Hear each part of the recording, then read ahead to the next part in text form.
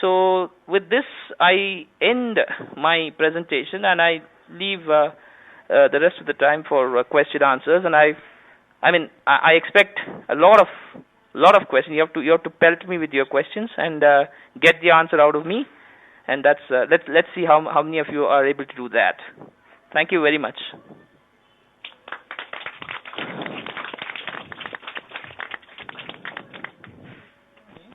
Yep. Thank you for providing us the information. Yeah. I would like to know that what kind of different technology you use for this purposes. Yeah. See, the primary, as I told you, one thing is information collected through interviews. So tape recorder or any recording device is an important technology here. And number two, of course, is a computer with screen reader, and the best, of course, is a laptop. Of course, sometimes it's beyond our affordability, so we use a computer with a screen reader.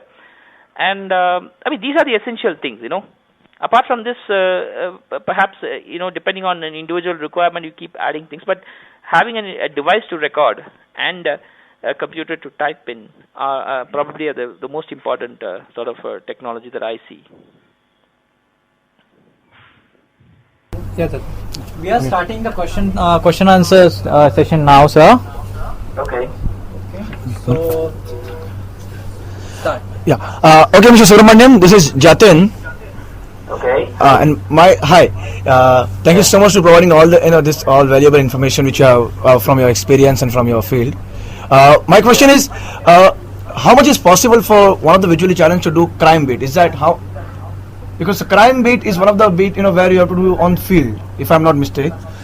Yeah. So right. What is there somebody is doing it, or what kind of difficulties are there to do this kind of beat?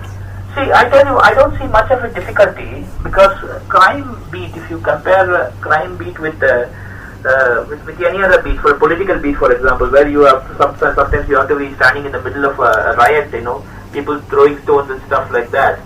It's not as difficult as that, But again, see how you can work effectively depends on the kind of network that you develop. Because if you're a crime reporter, you must be knowing each and every police station, each and every sort of an inspector who occupies a police station.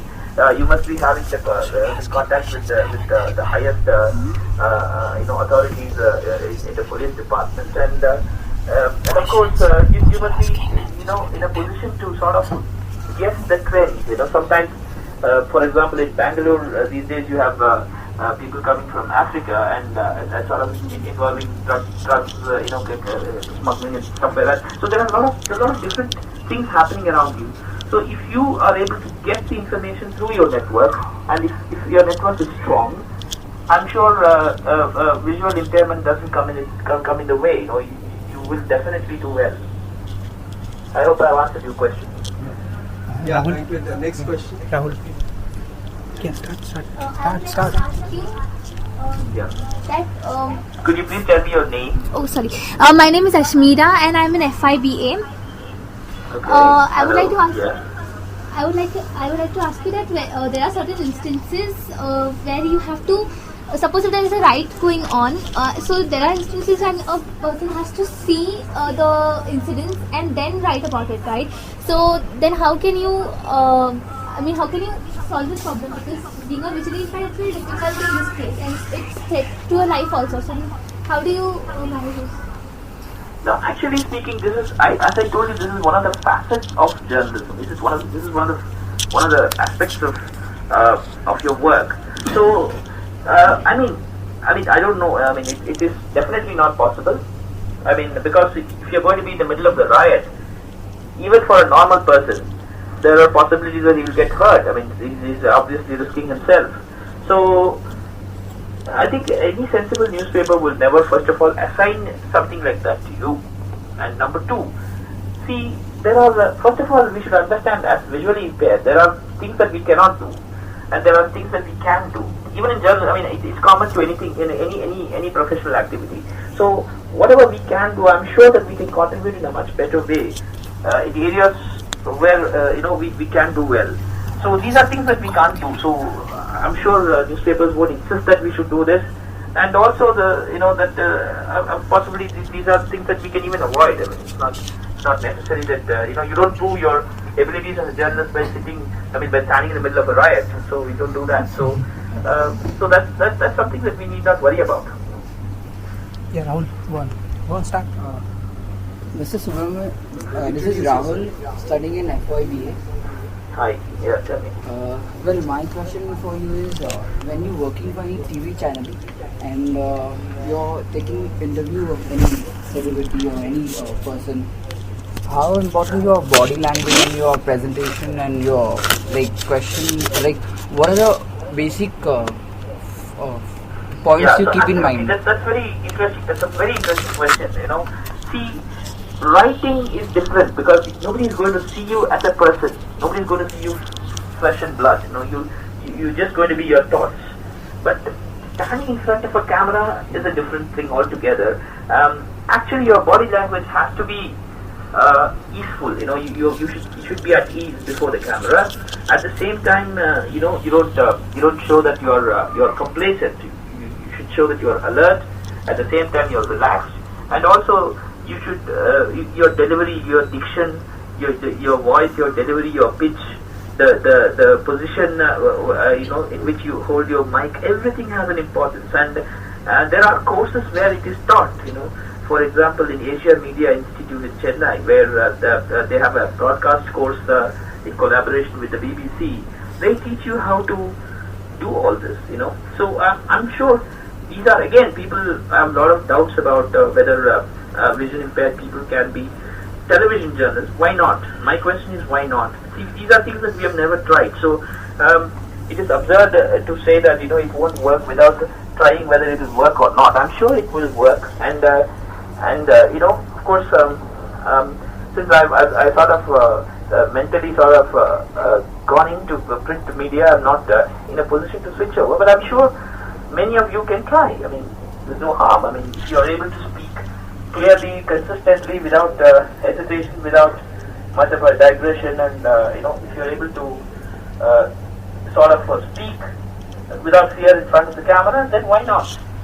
So body language is important, Rahul. Thank you. Yeah. Mr. Subramaniam, this is Sam Taraporwala again. In fact, I'd like to just supplement what you've been talking about.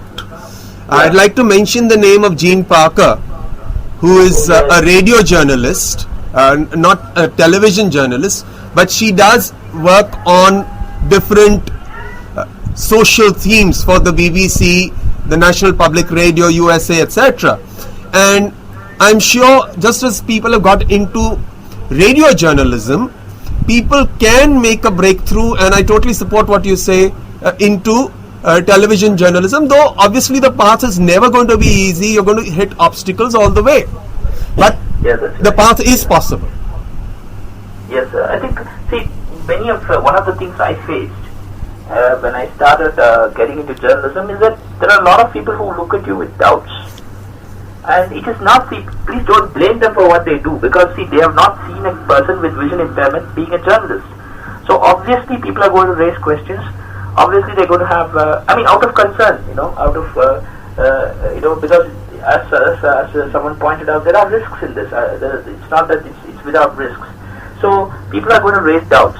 So it depends on how determined you are to in doing what you want to do, because that's where the success lies, and that's what I feel will happen if someone is determined to be a television journalist, like you see in radio. I'm sure it will be a success. Hello sir, this is Shivaji from Pune. Hi Shivaji. Hello sir, I am glad to know that visually impaired can work in those journalism fields, but I would like to know the very basic. I have a very basic question. What all the basic qualifications that are required for the journalism? Now, basic qualification is, I tell you, if you're in Mumbai, if you go around checking out some of the newspapers, you will see that there are excellent reporters who are 12th class dropouts. I mean, this is how,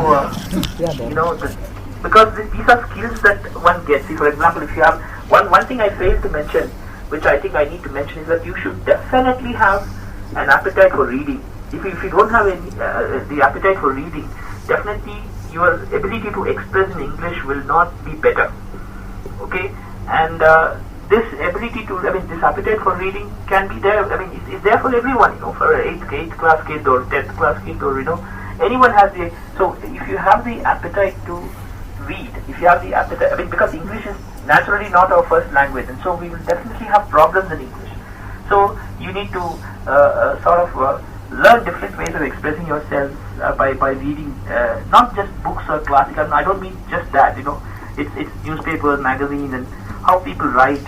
Especially from the UK, now that you have the internet, it's possible to read UK newspapers or American newspapers, and So if the quest to sort of read, the appetite for reading is much important.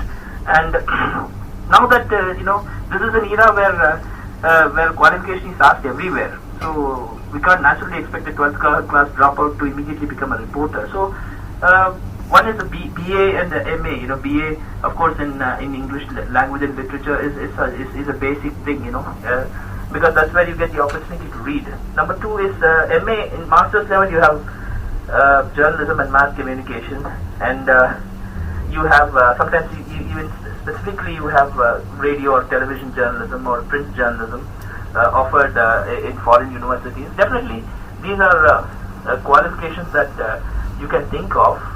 But as I told you, journalism is most a career that comes out of instinct. That comes out of your doggedness. Your stubbornness. You really will not stop until you get something. So that is something that nobody can teach. But what in terms of qualifications, these are the things you can look at. I hope I have answered your question. Mamta, keep on. Answer. Good afternoon, sir. I am Mamta. Yeah, good afternoon. Firstly, thanks a lot for you providing good basic information about journalism. My question is, sir, how could we accomplish effective skills for writing an article, specifically with newspapers, Can you please come closer to the thing, to the telephone and talk? Yeah. Sir, my question is, how could we accomplish effective skills for writing a news article in newspaper, as well as can we read news articles for TV channels? Yes, see, as I told you, effective writing is not something that you accomplish overnight. It is not an overnight process. It never happened to me overnight. And do you know T.S. Eliot? T.S. Eliot has said that writing is an everyday wrestling with words. So a great writer, so you wrestle with words. It's a wrestling, the WWF wrestling. You do with words on a daily basis. And sometimes you get it and sometimes you don't, So again, see, effective writing comes with the love for, expressing yourself in a better way. So that love and that quest you need to have, See, it is not just collecting. So that's what I'm saying. There are two things that a journalist need to have: innovation and simplicity. See, innovation without simplicity is absurd. Simplicity without innovation is boring. So there has to be a balance between innovation and simplicity. Even an 8th class kid should be able to understand what you read, but at the same time, you can write with innovation. It's not that you need to use bombastic language in order to sound innovative. So it is something that you work on a daily basis. Maybe you are now starting. I'm little bit somewhere, but even I do it on a daily basis. I have to learn. That's why I say journalists must be a good learner. So learn to express yourself, learn to present yourself better, learn to package your information better. All these things you keep learning. Okay? Ravi. Okay, sir, due to time limitations, Yeah. we'll take one more question. That's right. Yeah, Ravi. Yeah. Ravi. Sir, very good afternoon to you. I am a student. My name is Ravi Thakur. I am student of Nimra Niketan College of Social Work. I am doing my master in social work. Sir, I would like to ask the question that up to now, whatever you said, it's a lot of encouraging thing. But I have a question that in journalism, whatever you talk about, as a visually challenged person, if we do in English language, I think we have a software JAWS and all sort of thing to solve the problems of our reading things and a lot of barriers if we have in terms of reading and all. But I have a question that when we come to in our regional language like Marathi, Hindi and any languages, when Visual Challenge wants to do it or that thing, I really don't know about all this thing. That's why I'm asking the question. It's a good question. It's a fantastic question. So you have any idea about it, that how Visual Challenge will cope with all this thing, or whether Visual Challenge has done up till now in terms of all this thing? See, I would like to give you an example of a pioneer. I don't know how many of you know or heard of Ved Mehta. How many of you heard of Ved Mehta? Ved Mehta, he wrote for not local publications, but he was reporting for New York Times and other foreign newspapers from India. And I know that for a fact he reported once from Kashmir. So, I'm talking about the 50s and 60s, when even the English language writers never had the sort of technology that you mentioned. Of course, now the technology is available for us, we are able to make a better use of it. And of course, the technology is not naturally extending itself to the regional languages, and that is definitely a problem, I understand. But I feel that it is coming up. I keep hearing of screen readers that works with fonts from regional languages also, and it's not very far. The time the time when we going to use screen readers with regional language is not very far. It's just coming. So I feel if you have the quest to become a regional language journalist, you can definitely do that. Only that you keep. See, 10 years ago when I started, as I told you, I never had a screen reader. Until 5 years ago, I never had a screen reader, mind you. And my brother happened to be a programmer, and he taught me how to use the keyboard, and how to specifically work with MS Word, and that's what I did. So what I feel is we have a lot of hidden abilities which probably we don't get to discover until we put ourselves in a very challenging situation. See, I'm not giving this I'm not asking you to do anything impossible, but you just try yourself doing something that is very challenging, and you will understand that you will discover a hidden ability which probably wouldn't have understood if you've not done this challenging assignment. And I feel regional language journalism is something like that at this stage. But if you sort of prepare yourself and get into it and start doing something at this stage, I'm sure within a year or two you will have screen readers and other technologies coming your way. Don't give up your hope. Thank you so much. Thank you, sir, for providing us such a good information. Yeah. Thank you from Xavier's College and from XRCVC. Yeah. I'm very grateful to you about sharing your valuable time. Spend your valuable time for us. Yeah. So it is. Let me express my thanks to XRCVC for having given me this opportunity, because see, I feel people like us have the responsibility to sort of put the spark into the future. People who really, because our knowledge will get extinct if we don't pass it on to the future generation. And I only hope that whatever information that I have provided, would inspire people there and make them pursue journalism as a career or media as a career. Thank you very much once again, and I wish all of you good luck and a very good future. And if you want to get in touch with me for further information, probably you can get to me through Dr. Sam, and I'll be very happy to provide you whatever information you want. Thank you, Mr. Subramaniam. In fact, your point about being innovative, I think we need to use technology, and that's what we are using right now to communicate. Distance is no bar, and so also disability should be no bar. Thank you so much for sparing your valuable time. Thank you. Thank you.